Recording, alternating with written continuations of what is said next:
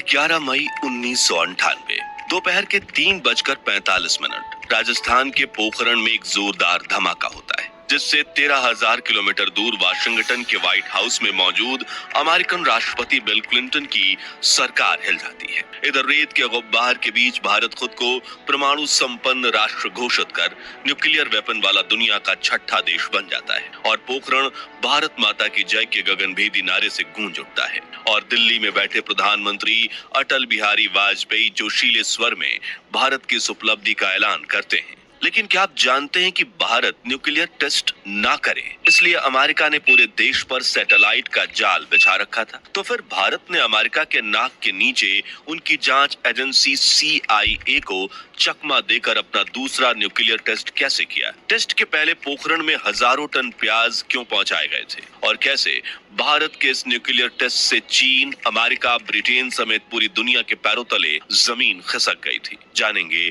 भारत को परमाणु संपन्न राष्ट्र बनाने वाले ऑपरेशन शक्ति की सचमुच रोंगटे खड़ी कर देने वाली कहानी को। साथियों, 18 मई 1974 के दिन अपने पहले न्यूक्लियर फ्यूजन टेस्ट में सिर्फ एक डिवाइस को टेस्ट किया गया था, लेकिन इसे बम बनाना अभी बाकी था। उस दौर में तो अमेरिका ने भारत पर अनगिनत प्रतिबंध लगा दिए, लेकिन उसके बाद 1998 में आई जनता दल की सरकार के सामने वैज्ञानिक लगातार रिक्वेस्ट करते रहे, हमें एक बार और टेस्ट करने दीजिए। लेकिन सत्ता में आए किसी भी प्रधानमंत्री ने दुनिया के डर से इस प्रोजेक्ट को हरी झंडी नहीं दिखाई। फिर 1995 में प्रधानमंत्री बने PV नरसिम्हा राव, जिन्होंने एक बार फिर पोखरण में जोरों शोरों से न्यूक्लियर टेस्ट की तैयारी करवाई, लेकिन उनसे भूल हो गई कि मिशन की गोपनीयता पर ज्यादा ध्यान नहीं दिया। उधर अमेरिका की इंटेलिजेंस एजेंसी CIA ने पोखरण फील्ड रेंज की थी, जिन्हें इस मिशन के बारे में पता चल गया और अमेरिकन राष्ट्रपति बिल क्लिंटन ने एक बार फिर भारत पर दबाव बनाकर इस टेस्ट को बंद करवा दिया। लेकिन भारत ने अपने लक्ष्य से नजर नहीं हटाई और इस प्रोजेक्ट में जल्द ही डॉक्टर APJ अब्दुल कलाम को साथ मिला प्रधानमंत्री अटल बिहारी वाजपेयी का। सत्ता का खेल तो चलेगा, सरकारें आएंगी जाएंगी, पार्टियां बनेगी बिगड़ेंगी, मगर ये देश रहना चाहिए, इस देश का लोकतंत्र अमर रहना चाहिए। काफी कम लोग जानते हैं कि सन 1996 में 13 दिन की सरकार संभालने के दौरे से ही अटल जी परमाणु कार्यक्रम को लेकर गंभीर थे। उन 13 दिनों के कार्यकाल में वाजपेयी ने जो एकमात्र कदम उठाया था वो DRDO और DEA को परमाणु परीक्षण की तैयारी की हरी झंडी देना था। फिर जब सरकार गिरी तो न्यूक्लियर प्रोजेक्ट भी ठंडे बस्ते में चला गया। लेकिन सन 1998 में अटल जी जैसे ही दूसरी बार देश के प्रधानमंत्री बने, उन्होंने एक बार फिर इस प्रोजेक्ट में जान फूंक दी और ऑपरेशन शक्ति या पोखरण 2 नाम से जाने जाने वाले इस प्रोजेक्ट के शुरू होने की कहानी ही बेहद दिलचस्प है। तो मार्च 1998 के दिन अटल बिहारी वाजपेयी देश के प्रधानमंत्री बने और सिर्फ एक हफ्ते के अंदर ही उन्होंने डॉक्टर कलाम, डॉक्टर काकोडकर और डॉक्टर चिदम्बरम को बुलाया और कहा कि आप न्यूक्लियर टेस्ट प्रोग्राम को आगे बढ़ा सकते हैं, लेकिन बस इतना ध्यान रखिए कि इस प्रोजेक्ट की गोपनीयता बनी रहे और आप जल्द से जल्द इसे अपने अंजाम तक पहुंचा सकें। दरअसल बम के ज्यादातर कंपोनेंट तो तब से बने हुए थे जब प्रधानमंत्री नरसिम्हा राव ने टेस्ट करने की कोशिश की थी और अब इन्हें पोखरण लाकर असेंबल करके और अमेरिका की नजरों से छिपाकर डेटोनेट करने का महत्वपूर्ण काम बाकी था। राजनीतिक विशेषज्ञ बताते हैं कि उस वक्त के तत्कालीन राष्ट्रपति KR नारायणन 26 अप्रैल से 10 मई तक दक्षिण अमेरिकी देशों की यात्रा पर निकलने वाले थे। उनसे चुपचाप कहा गया कि वो अपनी यात्रा कुछ दिनों के लिए टाल दें। दूसरी तरफ डॉक्टर चिदम्बरम की बेटी की शादी 27 अप्रैल को होने वाली थी। उस शादी को भी कुछ दिनों के लिए टाला गया क्योंकि शादी में चिदम्बरम की गैर मौजूदगी से ये संकेत जाता कि कुछ बड़ा होने वाला है। वहीं डॉक्टर कलाम ने सलाह दी कि विस्फोट बुद्ध पूर्णिमा के दिन किया जाए, जो 11 मई 1998 को पड़ रही थी और ऑपरेशन शक्ति का काउंटडाउन शुरू हुआ। 20 अप्रैल 1998 तक भाभा एटॉमिक रिसर्च सेंटर यानी बार्क के वैज्ञानिकों को भारत के न्यूक्लियर टेस्ट करने के प्लान के बारे में बता दिया गया था। उन लोगों के ने छोटे छोटे समूह में पोखरण की तरफ जाना शुरू कर दिया था, लेकिन उन्हें इस बारे में अपने परिवार वालों तक को बताने की अनुमति नहीं थी। इसलिए वैज्ञानिकों ने अपने परिवारों को बताया था कि वो या तो दिल्ली जा रहे हैं या ऐसी जगह सम्मेलन में भाग लेने जा रहे हैं जहां अगले 20 दिनों तक उनसे फोन से संपर्क नहीं किया जा सकेगा। यहाँ तक कि मिशन को गुप्त रखने के लिए हर वैज्ञानिक का नाम बदलकर उन्हें यात्रा कराई गई और सीधे पोखरण जाने के बजाय काफी घूमकर वहां पहुंच रहा था। कुछ ही दिनों में बार्क और डीआरडीओ के 100 वैज्ञानिक पोखरण पहुंच गए, जहां उन्हें सेना की वर्दी पहनने के लिए दी गई। उन सबको कम ऊंचाई वाले कमरों में ठहराया गया जिनमें लकड़ी के पार्टीशन लगे हुए थे और उन कमरों में मात्र एक पलंग रखने भर की जगह थी। वैज्ञानिकों की सेना की वर्दी पहनने की दिक्कत क्योंकि उनके स्टार्च लगे कपड़े पहनने की आदत नहीं थी, लेकिन उन्होंने अपने लक्ष्य को पाने के लिए हर मुश्किल का सामना किया। इस ऐतिहासिक तस्वीर में 3 आर्मी ऑफिसर बैठकर कुछ चर्चा कर रहे हैं। इनके छाती पर नाम के बैज में लिखा है कैप्टन आदि मर्जबान, मेजर जनरल नटराज और मेजर जनरल पृथ्वीराज। लेकिन ताज्जुब की बात यह है कि भारतीय सेना में इन नामों के कोई ऑफिसर थे ही नहीं, बल्कि कैप्टन आदि मर्जबान की ड्रेस में पोखरण रेंज के विज्ञान अधिकारी थे, मेजर जनरल नटराज की ड्रेस में डीईए के अध्यक्ष आर चिदम्बरम थे और मेजर जनरल पृथ्वीराज की ड्रेस में डीआरडीओ के अध्यक्ष एपीजे अब्दुल कलाम थे। इसी तरह टेस्ट साइट पर काम करने वाले हर वैज्ञानिक को एक कोड नाम दिया गया था और वो इसी कोड नेम का इस्तेमाल करके एक दूसरे से बात करते थे। इससे आप अंदाजा लगा सकते हैं कि इस मिशन को कितना गुप्त रखा गया था। ऑपरेशन शक्ति में इस्तेमाल होने वाले परमाणु बमों का कोड नेम था कैंटीन स्टोर्स और सबसे बड़ी समस्या थी मुंबई के भूमिगत वॉल्ट में रखे इन बमों को पोखरण तक कैसे पहुंचाया जाए। अब मुंबई में आधी रात के बाद भी काफी चहल पहल रहती है, इसलिए तय किया गया कि ट्रैफिक जाम से बचने और शक की गुंजाइश न छोड़ने के लिए सुबह 2 से 4 बजे के बीच इन ट्रकों को बुलाया जाएगा। वरिष्ठ पत्रकार राज चिंगप्पा बताते हैं, 1 मई की सुबह तड़के 4 बजे ट्रक चुपचाप बार्क संयंत्र पहुंच गए। हर ट्रक पर 5 सशस्त्र सैनिक सवार थे। ट्रकों पर आर्म्ड प्लेट लगी हुई थी ताकि उस पर किसी तरह का बम हमला न किया जा सके।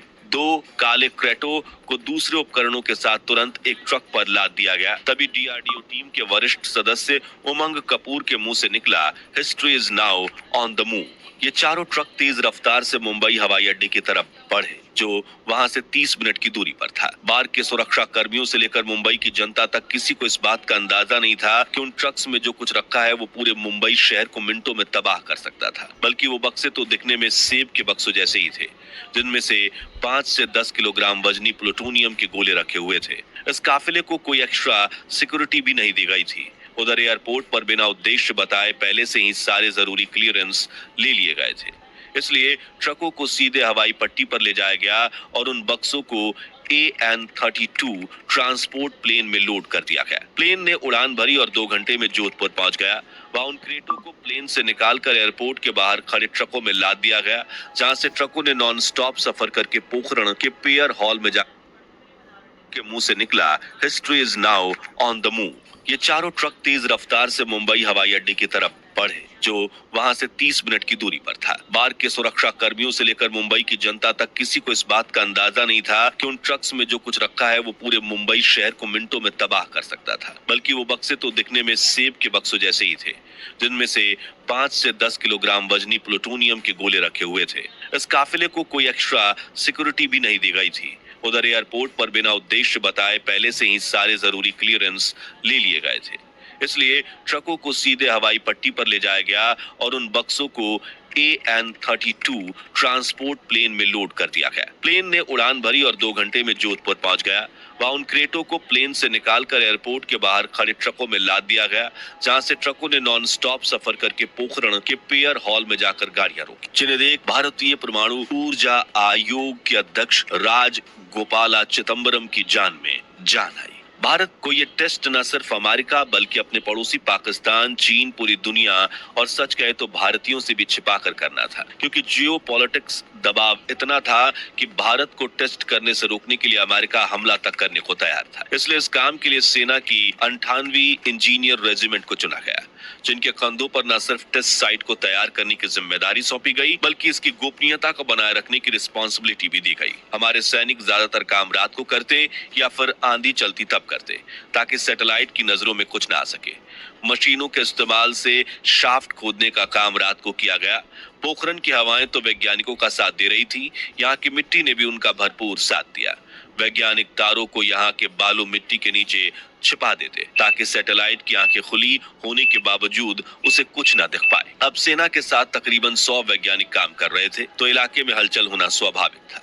इससे अमेरिका को शक ना हो इसलिए हमारे जवानों ने वहां एक स्टेडियम तैयार किया और इंडियन आर्मी का क्रिकेट टूर्नामेंट शुरू कर दिया, जिससे वहां हर रोज अलग अलग टीम आकर क्रिकेट खेलने लगी। यहाँ एक दिलचस्प बात ये कि से बम बनाने का काम करते।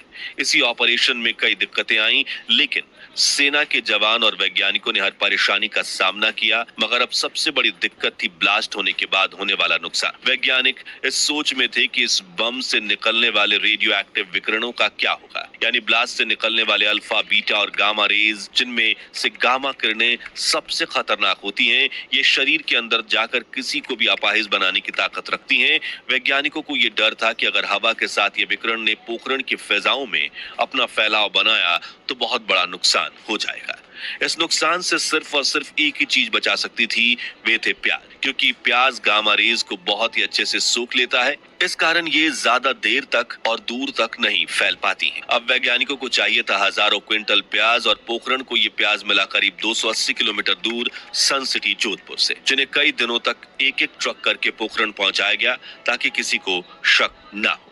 वैज्ञानिकों ने इस प्याज को बम की शाफ्ट के अंदर और बाहर अच्छी तरह से भर दिया और अब परीक्षण की तैयारी पूरी हो चुकी थी। मगर अब भी अमेरिका की आंखों से बचकर डेटोनेट करना बाकी था। उस साल CIA ने पोखरण के ऊपर 4 उपग्रह लगा रखे थे, लेकिन परीक्षण के कुछ समय पहले सिर्फ एक उपग्रह पोखरण की निगरानी कर रहा था। वो भी सुबह 8 बजे से 11 बजे के बीच उस क्षेत्र के ऊपर से वो गुजरता था। इसलिए वैज्ञानिकों ने 11 बजे तक कोई मूवमेंट नहीं करनी थी। ऐसे में उन्होंने 11 मई के दिन दोपहर 3:45 पर न्यूक्लियर ब्लास्ट करने का निर्णय लिया। न्यूक्लियर टेस्ट का समय करीब आता जा रहा था और वैज्ञानिकों के दिलों की धड़कन तेजी से चल रही थी। तभी ठीक 3:45 पर मॉनिटर पर लाल रोशनी आई और 1 सेकंड के अंदर 3 न्यूक्लियर बम से जुड़े तीनों मॉनिटर पर चौंधियाने वाली रोशनी दिखाई दी। अचानक सभी तस्वीरें फ्रीज हो गईं, जो बता रहा था कि शाफ्ट के अंदर लगाए गए कमरे विस्फोट से नष्ट हो गए हैं। धरती के अंदर का तापमान 10 लाख डिग्री सेंटीग्रेड तक पहुंच गया और ये सूरज के बराबर का तापमान है। ब्लास्ट से करीब 1000 टन की चट्टान या छोटी पहाड़ी तुरंत भाप बन गई और चट्टान के नीचे धंसने के साथ ही उतनी ही चट्टान और पिघल गई। वो फौरन ठंडी हो गई और उसने रेडियो एक्टिव को रोक दिया। ताजमहल शाफ्ट में विस्फोट ने हॉकी के मैदान के बराबर बालू को हवा में उठा दिया। उस समय हेलीकॉप्टर से उड़ रहे DRDO के कर्नल उमंग कपूर ने भी धूल के सैलाब को उठते हुए देखा। दूर कंट्रोल रूम में बैठे वैज्ञानिकों ने महसूस किया कि उनके पैरों के नीचे धरती बुरी तरह से हिल रही है और वहां देश भर के मौजूद दर्जनों सिस्मोग्राफ की सुइयां बुरी तरह से हिली। वैज्ञानिक अपने बंकरों से निकलकर बाहर की तरफ दौड़े ताकि वो रेत की दीवार उठने और गिरने को ना भुलाए जाने वाले दृश्य से अपनी आंखों में देख सके। उन्होंने एक दूसरे को गले लगाया। चिदम्बरम ने 1974 जितना ही रोमांच महसूस किया। काकोडर हमेशा की तरह शांत थे और उन्होंने कहा, हमने अपना काम कर दिया। फिर धीरे से बोले, सफलतापूर्वक। वहीं दूर आर्मी कैंपस में मौजूद सैकड़ों सैनिक ने रेत का गुब्बार उठते ही नारा लगाया, भारत माता की जय। ठीक 10 मिनट बाद साथ वाले कमरे में एक टेलीफोन की घंटी बजी। प्रधानमंत्री के सचिव ब्रजेश मिश्र ने हिचकते हुए टेलीफोन का रिसीवर उठाया। दूसरी तरफ से उन्हें उत्तेजना भरी आवाज सुनाई दी, काम फतह। ब्रजेश ने फोन करने वाले शख्स को इंतजार करने के लिए कहा और वे प्रधानमंत्री की ऑफिस में दाखिल हुए। उस वक्त उस कमरे में मौजूद बाकी 5 लोगों, प्रधानमंत्री अटल बिहारी, गृह मंत्री लाल कृष्ण आडवाणी, रक्षा मंत्री जॉर्ज फर्नांडिस, वित्त मंत्री यशवंत सिन्हा और योजना आयोग के उपाध्यक्ष जसवंत सिंह ने ब्रजेश के चेहरे के भाव पढ़ लिए।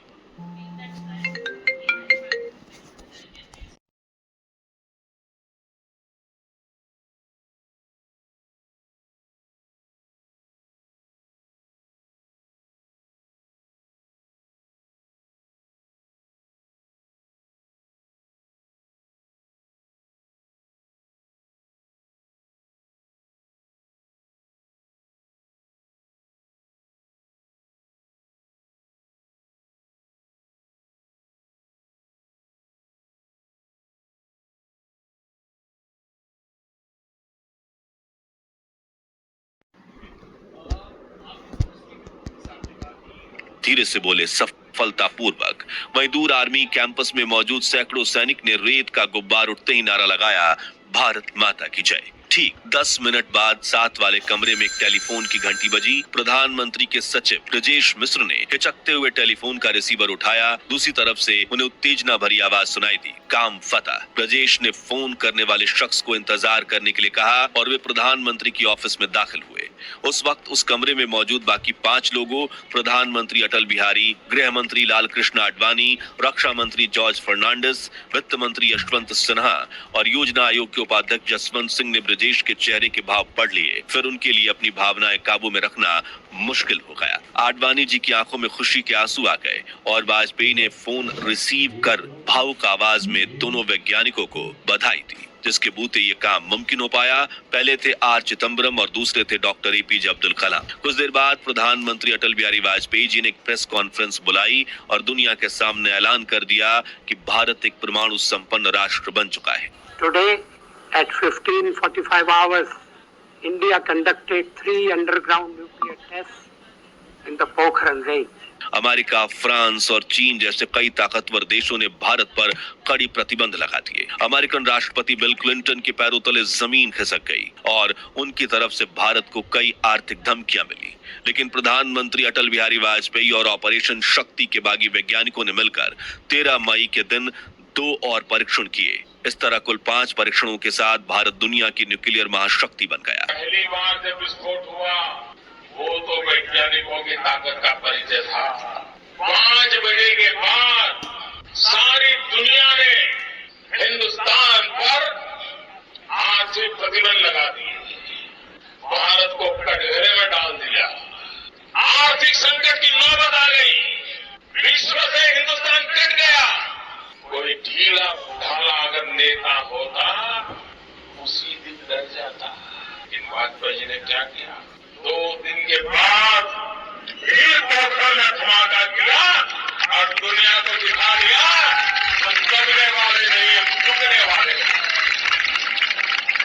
तो दोस्तों, अगर आप भी भारत को परमाणु संपन्न राष्ट्र बनाने